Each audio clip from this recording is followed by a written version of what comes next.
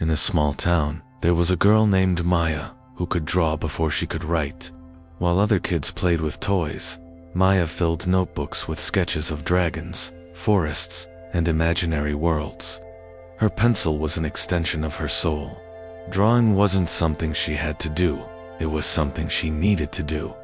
Every stroke brought her joy. Every completed piece made her feel alive. But then, something changed. This is the story of how Maya lost her love for drawing and how she found it again. When Maya was 7, she would spend hours in her room, lost in her own world. Her parents would call her for dinner 3 times before she'd even hear them. She wasn't drawing for anyone. She wasn't drawing to impress anyone. She drew because it made her feel complete.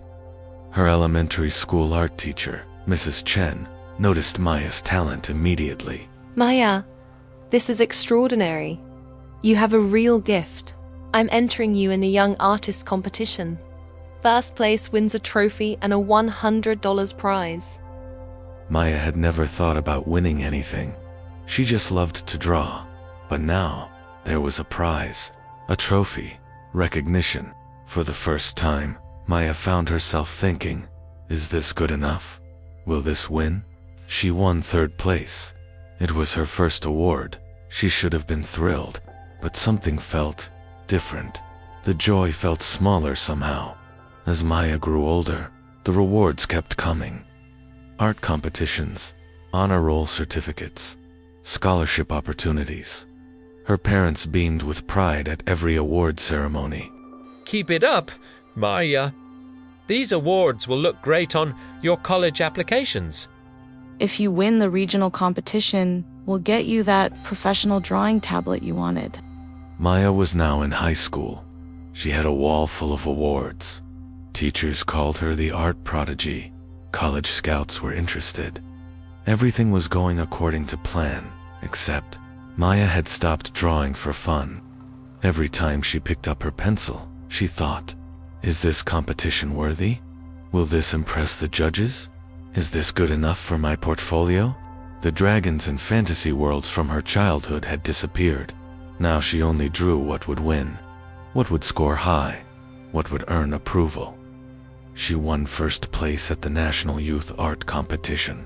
It should have been the happiest moment of her life. But as she held that trophy, Maya felt nothing. When did this stop being fun? Maya earned a full scholarship to the prestigious Riverside Art Academy. It was everything she'd worked for, everything her parents dreamed of. This semester's final project will count for 40% of your grade.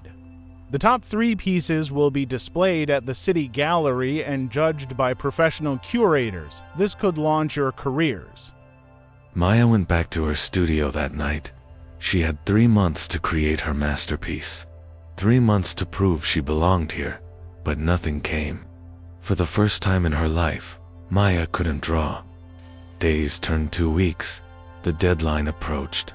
Her classmates' projects took shape, while Maya's canvas remained blank. I can't do this anymore.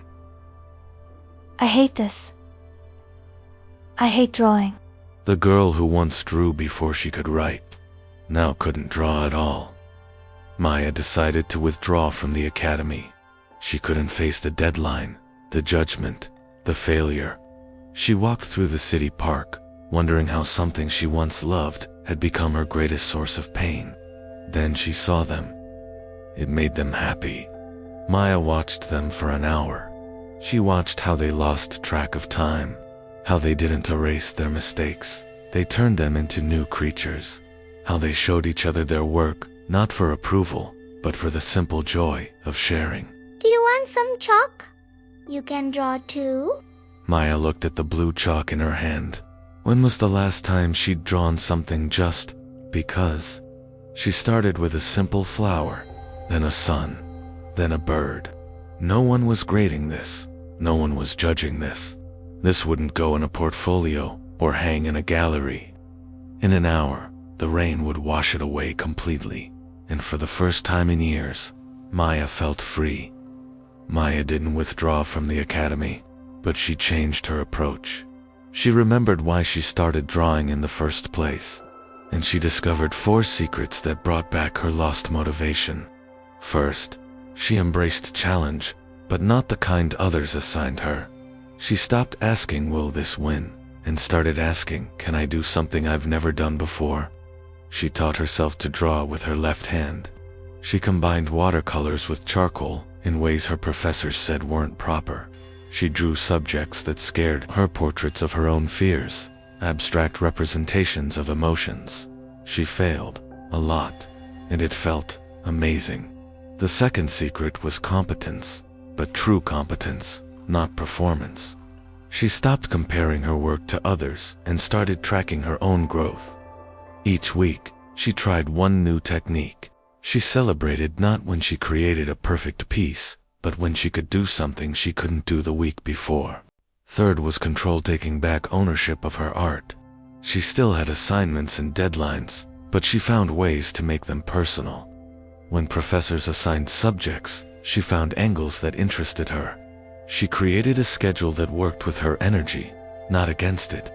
She drew what she wanted, how she wanted, even if it wasn't what was expected. And finally, curiosity, the spark that started it all. She stopped studying art to master it and started exploring it to understand it. She visited galleries not to analyze technique, but to feel. She discovered art forms she'd never considered: street murals, digital projection art, sand sculptures that existed for mere hours. She wasn't just drawing anymore. She was discovering. The deadline arrived. Maya's classmates submitted polished, technically perfect pieces designed to impress the curators. Maya submitted something different. Her piece was called The Reward. It was a mixed media installation showing a child's joyful drawing, slowly transforming into a rigid, perfect image, then crumbling into fragmented pieces, and finally being reborn as free, chaotic, beautiful art. It wasn't the most technically perfect. It didn't follow the traditional rules.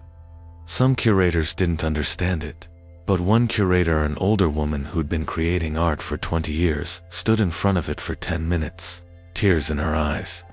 This is why I became an artist. Maya's piece placed second, not first, second, and Maya couldn't have been happier. Maya learned what researchers had discovered decades ago, that when we do something for a reward, the activity becomes a means to an end. But when we do something for its own sake, the activity becomes the reward itself. The wall of trophies in her childhood room gathered dust.